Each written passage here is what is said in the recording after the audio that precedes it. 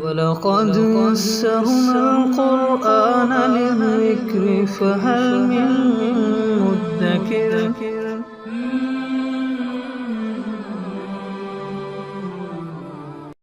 سورۃ البقرہ آیت نمبر 80۔ اعوذ باللہ من الشیطان الرجیم، بسم اللہ الرحمن الرحیم۔ وقالوا لن تمسنا النار الا ایاما معدودہ قل اتخذتم عند اللہ عہدا فلن یخلف اللہ عہدہ ام تقولون علی اللہ ما لا تعلمون۔ وقالوا، اور یہود نے کہا، لن تمسنا النار، ہرگز ہمیں آگ نہیں چھوئے گی، الا ایاما معدودہ، مگر چند گنتی کے دن۔ وہی بات جیسے کل بھی گزری تھی کہ یہود کا یہ دعویٰ تھا کہ پہلی بات تو ہم لوگ جہنم میں جائیں گے نہیں، ہم تو سیدھے جنت میں جائیں گے، کیونکہ ابناء اللہ و احباء، ہم اللہ کے بیٹے، ہم اللہ کے محبوب، ہم نبیوں کی اولاد، ہمارے گناہ سب بخشے بخشائے، تو ہم نے تو سیدھا جنت میں جانا ہے۔ اور اگر کسی وجہ سے، کسی گناہ کی وجہ سے ہمیں جہنم میں جانا بھی پڑا تو چند گنتی کے دن ہم وہاں جائیں گے اور اس کے بعد ہم جنت میں بھیج دیے جائیں گے۔ حالانکہ ضابطہ کیا ہے؟ ایمان والے کے لیے تو ضابطہ یہی ہے کہ اگر وہ ایمان پر اس کی وفات ہوئی ہے تو اگر کوئی گناہ اس نے کیے ہوئے ہیں تو اس کی سزا بھگت کر بہرحال اس نے جنت میں جانا ہے۔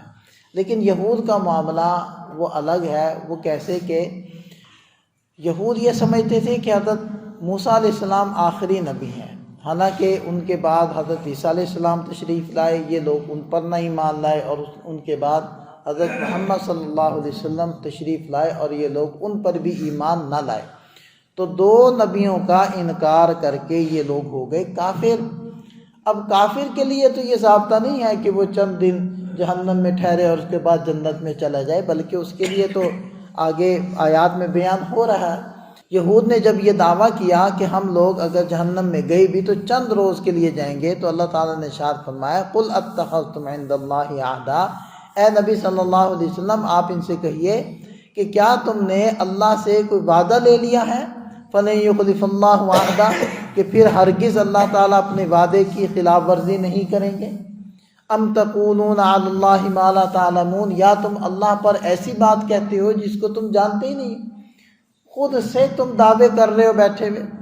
اور کیا سمجھتے تھے کہ جی جتنے دن ہمارے آباء و اجداد نے بچھڑے کی پوجا کی تھی اتنے کے دن ہم جہنم میں رہیں گے، اس کے بعد ہمارے بڑے ہمیں سفارش کروا کر وہ جہنم سے نکلوا لیں گے اور پھر ہم ہمیشہ کے لیے جنت میں رہیں گے۔ تو اللہ تعالیٰ نے ارشاد فرمایا کہ تمہارے پاس اس بات کی کیا دلیل ہے؟ تم نے اللہ سے وعدہ لیا ہوا ہے؟ بلا من کسب سیئۃ واحاطت بہ خطیئتہ فاولئک اصحاب النار، کیوں نہیں، یعنی آگ تمہیں کیوں نہیں چھوئے گی؟ یقیناً چھوئے گی ہر اس شخص کو کسب سیئہ، جس نے برائیاں کمائیں، واحاطت بہ خطیئتہ، اور اس کی خطاؤں نے اس کا احاطہ کر لیا، اس کو چاروں طرف سے گھیر لیا۔ اور چاروں طرف سے خطائیں کب گھیرتی ہیں؟ جب آدمی کافر ہو، کیونکہ کافر ہو کر بھی تو کچھ ایسے کام کر رہا ہوتا ہے جو مسلمانوں کے نزدیک نیکیاں ہوتی ہیں، لیکن چونکہ اس کا کفر ہے اور کفر کی وجہ سے اس کی نیکی نہیں ہے، اس لیے جب کافر ہو جائے گا انسان تو اس کی خطائیں اس کو گھیر لیں۔ تو یہ مطلب ہے کہ جس نے برائیاں کی اور اس کی برائیوں نے اس کو گھیر لیا، فاولئک اصحاب النار، یہ ہیں آگ والے، ہم فیہا خالدون، جو آگ میں ہمیشہ رہیں گے۔ والذین آمنوا وعملوا الصالحات، اور جو ایمان لائے اور نیک عمل کیے، اولئک اصحاب الجنہ، یہ ہیں جنت والے، ہم فیہا خالدون، جو جنت میں ہمیشہ رہیں گے۔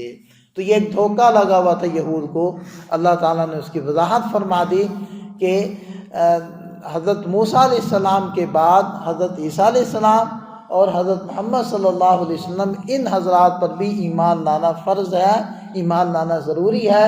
اگر ان پر ایمان نہیں لائیں گے تو تم مومن ہی نہیں رہ سکتے، لہذا جب تم مومن نہ رہے تو تمہارا ہمیشہ کے لیے جہنم میں جانا مقدر ہوگا، جنت میں جانا وہ کبھی بھی ممکن نہیں ہوگا۔ اللہ تعالی ہمیں سمجھ عطا فرمائے، عمل کی توفیق۔